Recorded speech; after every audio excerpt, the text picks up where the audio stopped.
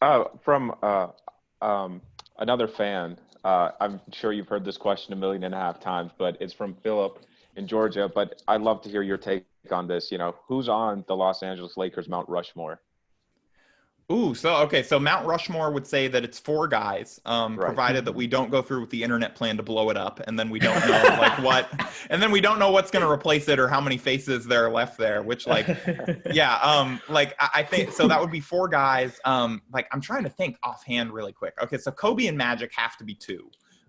For sure, those guys are definitively up there. I don't think that you can make the argument. I feel like Jerry West honestly has to be up there, not just for as a player, although he was obviously one of the most important players in Lakers history, but he's also probably the GOAT NBA executive, and given that he built the Showtime Lakers and then built the Shaq and Kobe teams, or at least the starts of them, I think he has to be up there. And then as far as other guys, I don't know, I love Shaq and I would love to put him up there. I'm not sure that he had the longevity to warrant it in the end.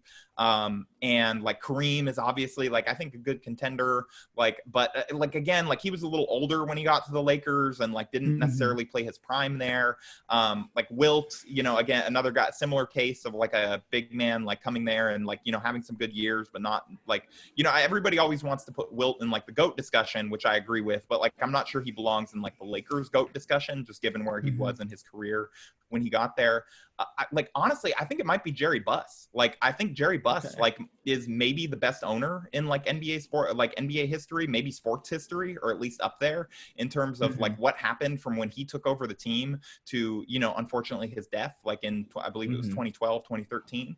And he was he over basically came in, they immediately drafted Magic Johnson, ended up assembling the Shaq and Kobe Lakers, and he seemed to just have a great eye for figuring out who was going to be his coach, who was going to be his executive, who was going to put these teams together, as well as what players he could believe in, and making those players comfortable and making them feel like they were special, especially the stars, while they were there. And I think for just designing the type of culture that allowed the Lakers to just get star after star after star and give them this reputation. And you even see it carrying over into his daughter's regime with the Lakers. Obviously Jeannie Buss has not had the same, anywhere near the same level of success just yet, but we do see his influence in the Kobe extension, which I think a lot of people look at now as maybe a mixed thing in terms of obviously it's great that he got to finish his career with the Lakers, but that contract hamstrung them through the last several years. 100%. But at the same time,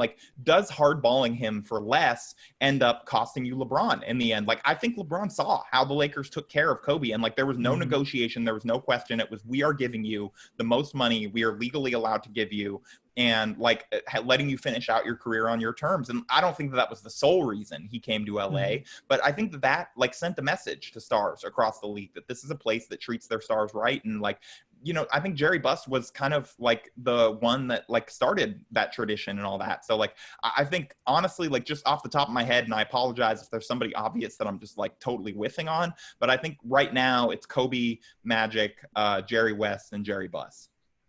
No, I think that's a great Mount Rushmore. I'm sure Ish would agree for the most part. Absolutely. I am a huge Shaq guy. I have Shaq in my top I would love to 5 put Shaq up there. all time. I know his Celtics tenure is probably what won you over in the end.